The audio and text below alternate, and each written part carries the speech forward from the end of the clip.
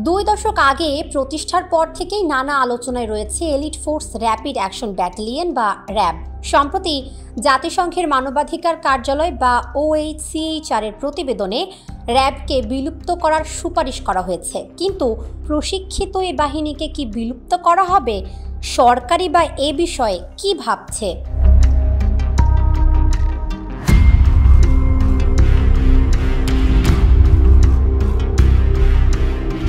RAB নিয়ে আলোচনা চলছে বাহিনীটির যাত্রা শুরুর পর থেকেই। বিএনপি জামায়াত জোট সরকারের আমলে 2004 সালের এপ্রিলে প্রথম অপারেশনাল কার্যক্রম শুরু করে র্যাব। সন্ত্রাস দমনে র্যাবের কঠোর ভূমিকা থাকলেও শুরু থেকে র্যাবের বিরুদ্ধে আপত্তি উঠতে থাকে। সে সময় বিচার বহির্ভূত হত্যাকাণ্ডের জন্য অভিযোগ ওঠে এলিট ফোর্সের দিকে। দেশের ভেতর ছাড়াও আপত্তি তোলে বিদেশি মানবাধিকার সংস্থাগুলোও।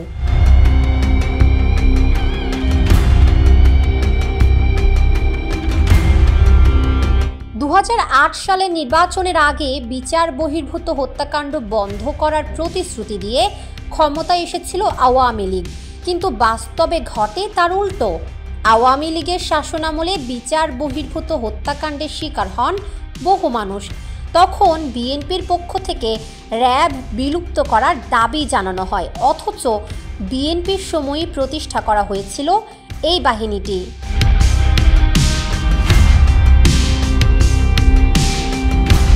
এরপর ছাত্র জনতার গণ আন্দোলনের মুখে গত 5ই আগস্ট আওয়ামী লীগের টানা 1.5 দশকের শাসনামলের পতন হয়। দেশের ক্ষমতায় আসে অন্তর্বর্তী সরকার। নতুন সরকারের সময় আবারও আলোচনায় এসেছে র্যাব বন্ধের বিষয়টি। জুলাই আগস্টে বাংলাদেশে মানবাধিকার লঙ্ঘনের ঘটনা নিয়ে জাতিসংঘের মানবাধিকার কার্যালয়ের প্রতিবেদনে র্যাব বিলুপ্তির সুপারিশ করা হয়েছে। এরপরই নতুন করে প্রশ্ন উঠছে, অন্তর্বর্তী সরকার কি র্যাব বিলুপ্ত করবে? সরকারের পক্ষ থেকে বা কি বলা হচ্ছে? নানা বিতর্কের মধ্যেও আইন শৃঙ্খলা পরিস্থিতির উন্নয়নে বিভিন্ন সময়ে গুরুত্বপূর্ণ ভূমিকা রয়েছে র্যাবের। সন্ত্রাস ও জঙ্গিবাদ দমন এবং মাদক নিয়ন্ত্রণে প্রশিক্ষিত র্যাব সদস্যরা বিভিন্ন সময় প্রশংসা কুড়িয়েছেন।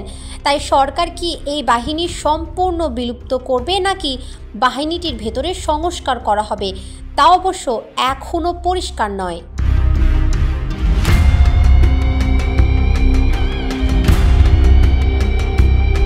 র্যাব বিলুপ্তির সুপারিশের বিষয়ে সাংবাদিকদের সঙ্গে কথা বলেছেন স্বরাষ্ট্র উপদেষ্টা অবসরপ্রাপ্ত লেফটেন্যান্ট জেনারেল জাহাঙ্গীর আলম চৌধুরী।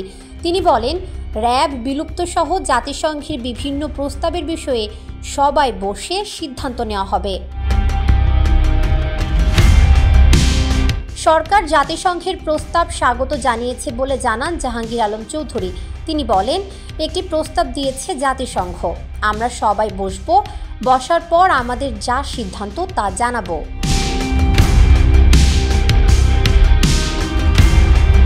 সম্প্রতি পুলিশ, র্যাব ও আনসার সদস্যদের পোশাক পরিবর্তনের উদ্যোগ নিয়েছে সরকার। তখন পোশাক পরিবর্তনের কারণ জানতে চাইলে স্বরাষ্ট্র উপদেষ্টা বলেছিলেন, সবার মন মানসিকতা পরিবর্তন করা জরুরি।